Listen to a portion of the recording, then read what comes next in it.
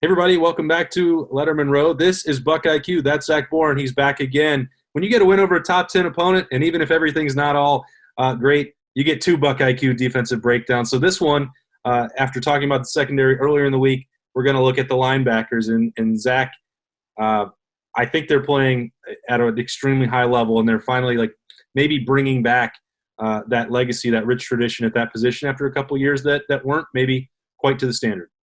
Oh, yeah, those linebackers are bringing the juice, man, and they've been bringing it every single week. Washington's been doing an amazing job with those guys, and, you look at guys like Tough Borland, like Pete Warner, like Baron Browning. Those guys have been balling out. Even, you saw Taraja Mitchell play some this past Saturday and played well. So, yeah, man, those guys are doing so well, and they've come so far from where they were a couple of years ago and not having the right fit. But it almost seems like no one can run the football against this front seven. And a lot of it has to do with those linebackers, the gaps that they're filling, the tackles that they're making. And Baron Browning is one of those guys, and we've seen Pete Warner as well be versatile, being able to play corner, being able to play outside linebacker, bringing the blitz. I mean, those guys have been doing everything. I thought it was interesting because I noticed Browning showing up early and often really in that win over Indiana. And it was like, man, he's flying around. He's playing with more energy and athleticism than I've seen from him in a long time. You kind of looked and I was like, well, what plays should we break down? None of the ones that he wound up making, and it was a game-high 8 tackles, and he had that fumble recovery, none of them were really flashy. They weren't a bunch of tackles for loss or things like that. But he just kept finding himself around the football, which if you're a linebacker, that's your job.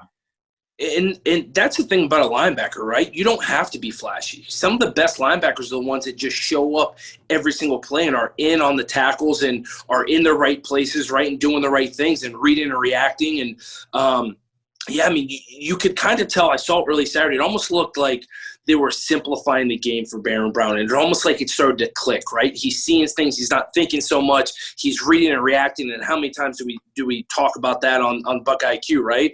But simplify things, he's more able to do those things. And I love the way he's playing, love the way he's flying around football. And like you said, some of the best linebackers I've ever played, Brian Urlacher, Zach Thomas, even guys at Ohio State like A.J. Hawk, Bobby Schleggs. You look at, Ryan Shazier had some flashy plays, but those guys are just consistent, right? You don't need to be flashy. You need to go in there and be the quarterback of the defense and make the plays when they come to you.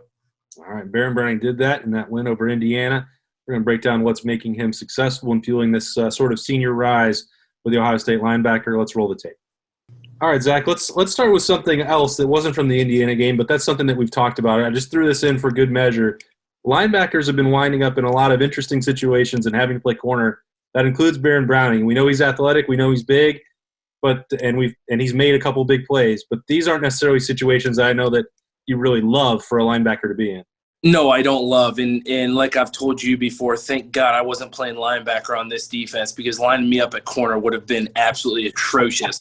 Man, it shows the versatility that some of these guys have, right? Baron Browning, Pete Warner, man. For these guys to be able to line up on these 6'6", 6'7" tight ends and literally play one-on-one man coverage at corner just shows what those guys can do in their athletic ability, right? This is a great play. I mean, he looks like a legit corner right here, right? He sits there, makes sure it doesn't, takes away the guys inside, right? Is good with his hands right here, gets off, is able to locate the ball. Look at him, looking at the ball the entire time, goes up, look at that vertical, takes one hand, swats it. I mean, that is perfect. That's teaching tape from a corner, right? I mean, that is unbelievable that a linebacker is able to do this against a 6'6", 6'7" tight end. Yeah, big-time play. Obviously, that was in another key win for the Buckeyes. All right, how about some more normal linebacker stuff here? Baron Browning, I really felt, I had a hard time, pinning it down. You look at the plays that he made, and all of them were flashy, and this is one, he doesn't even wind up really contributing to the tackle, but it was an example of some of the stuff that you've talked about because we've been critical of Baron Browning on a couple plays even already this season. Yep. This is the sort of thing that you were talking about. Yeah, and if you look at him, he's the linebacker in the block O right here, right? And we talk about this Ohio State run defense, and you saw, I think, negative 10 yards rushing for this Indiana squad on Saturday, right? And this is how you do it. Baron Browning back in early on his career would run around blocks, didn't want contact, couldn't use his hat and hands, and couldn't take on blockers and get off them, right?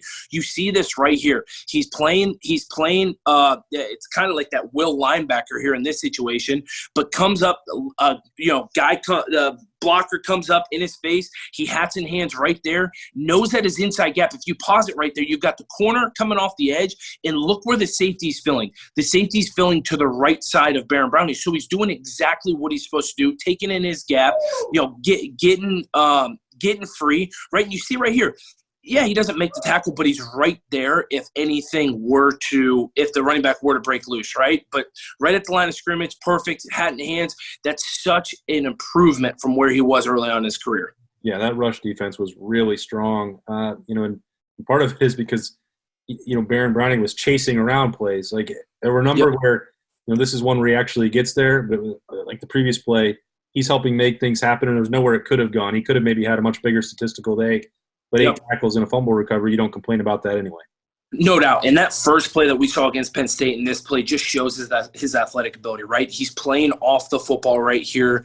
He's obviously distant from the set, and he's able to trigger right when he sees this, right? I'm sure he's got the line, some responsibility with the tight end right here on the edge of the line of scrimmage. He sees him go to block down. He reads and reacts, takes off. You see his speed and his athletic ability to be able to chase this down from the backside. I mean, that's unbelievable, especially at the line of scrimmage. That's his athletic ability. That's where he's great, where he's able to just get one read and go. Yeah, and this is another one of those that, like we talked about, he didn't make a tackle for loss, but sometimes you get beat and you have to get a play on the ground, and he at least recognizes where that one was going and kept that from becoming something worse. Sometimes that's the best you can do. No doubt. And a lot of times early in his career, we saw him kind of sit, right, and hop a whole bunch of times, and he was always like a step late, and his athletic ability couldn't let him make up for, his vision that he was kind of having a lack of. And so there you saw him fire. You see him fire again right here, make a play. Just early on in his career, he just wasn't reading and reacting to these types of situations, and now he's just grown as a football player.